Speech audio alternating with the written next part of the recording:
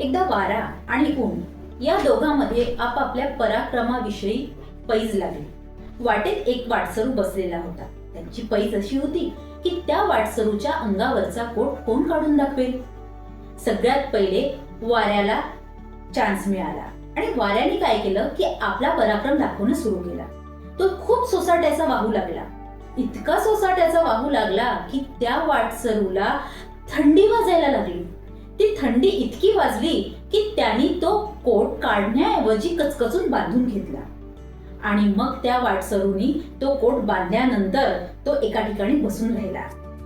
त्यानंतर चान्स मिळाला उन्हाला.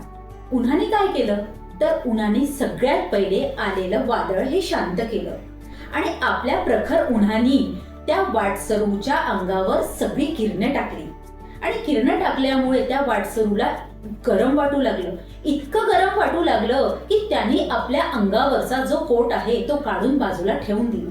सांगायचं तात्पर्य हे की नुसत्या शक्तीच्या बळावर कुठलीही कामे सिद्धीच जात नाही.